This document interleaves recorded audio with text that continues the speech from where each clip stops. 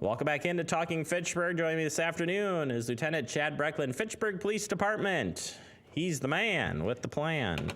Hello, how are you? I like to say that. I am doing fantastic. As always, thank you for the invitation. Hey, glad to have you on the show. I know you guys are busy, but I certainly appreciate it. And Always so do the something to do in the wonderful police department.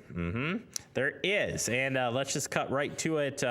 We had seen an uptick, unfortunately, of property crime thefts, and you guys put out a really nice informational information that was available to the community to protect some of their property. And I was just wondering if you could go over a little bit of that with us, kind of set us up here. Sure. So we had several incidents, I think with certainly within the last week, but I believe it was Sunday night into Monday in particular, where kind of if you take the McKee Road corridor between Fish Hatchery Road and Seminole Highway, both north and south, there were several instances of vehicles having been entered, and in some cases where garages, and I believe even in one case where a home was entered as well.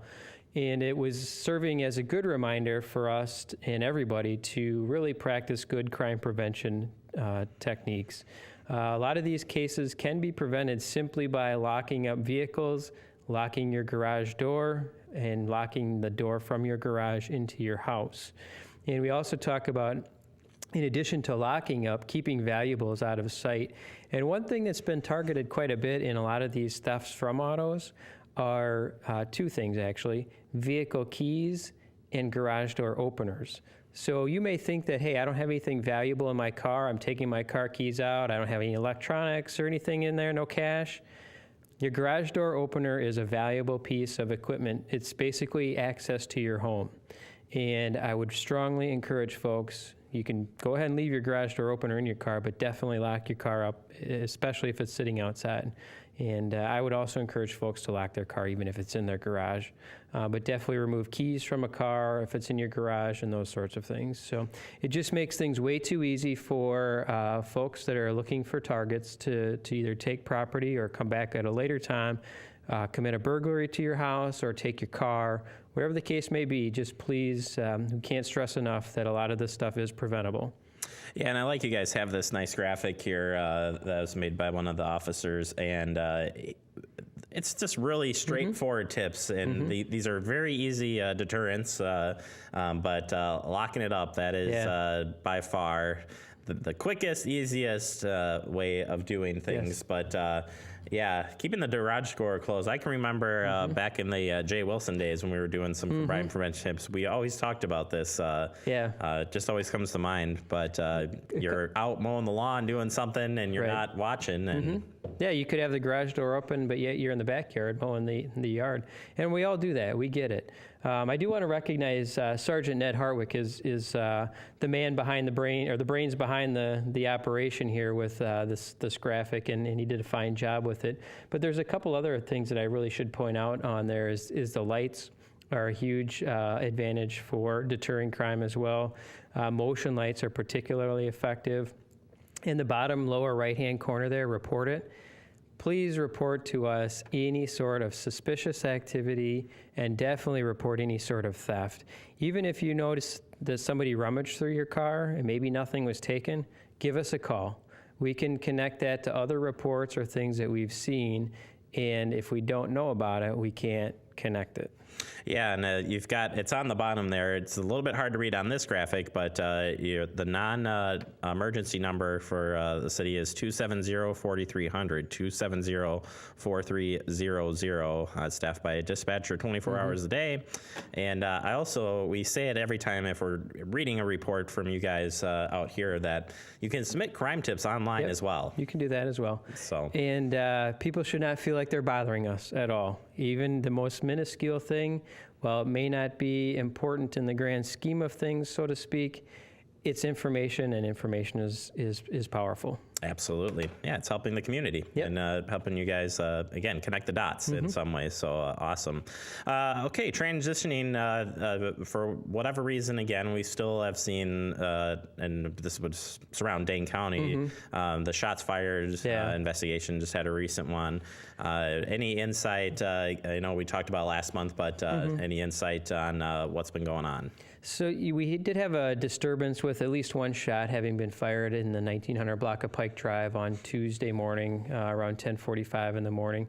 That case is still under investigation, so there's not a lot that I can say as far as the details about it. But what we do know is that there was a disturbance, and again, that shot had been broken, or the shot had been fired at some point in time. It's believed that everybody involved is acquainted with somebody in one way, shape, or form, so there's no concern that this is just a random incident that happened for no particular reason.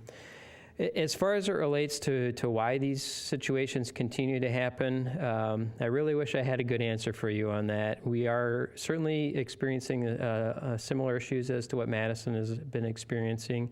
While I don't have exact numbers with me today as far as the number of incidences of shots fired, I can tell you that it's happening more often. And unfortunately, people's propensity to grab a firearm right away to either solve a problem or intimidate somebody is really troubling. And this entire area has been very lucky that an innocent third party has not been killed through the use of firearms to allegedly solve problems. I know Madison in particular has had a couple of really close calls.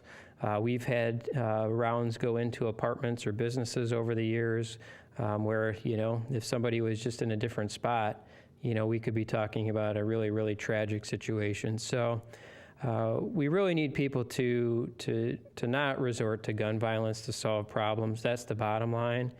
There are many other ways that people could utilize to solve problems. Talking things out might be a way, or just not engaging the conversation or engaging contact with people if you can avoid it. And if there are other people in the community, whether it's community groups, maybe a church, school setting, whatever the case may be, there can be resources available to help resolve conflict. Yeah, and I know we could probably spend a lot of time on this topic trying to, but again, any tips, anything that's helpful, get in contact with the police department. Just a quick minute left here. I wanted to just quickly say we got the Halloween trick-or-treating coming up, hours 4 to 8 p.m. On Tuesday, the 31st. Quick tips from your side of things. Yeah, it's hard to believe it's that time of year. October is almost come and gone, and Halloween is coming up. Kids should be out having fun. Being careful as they're crossing the street. Wear some reflective clothing is always nice, or at least reflective pans. Use some flashlights, glow sticks. Visit houses with lights on. And then I would wait till they get home before they have any candy. Let their parents take a look at it. If parents see anything suspicious in the candy, they can most definitely give us a call. And then also for motorists, please be alert that there will be plenty of kids out in costume, and sometimes those costumes also don't allow kids to see as clearly, and then just the pure excitement of the whole event could have some kids out into the street without properly looking both ways before they enter. So yeah, just safety all the way around.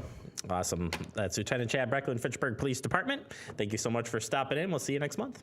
You bet. All right, we got to wrap up the show. We'll be right back. It is Talking Fitchburg.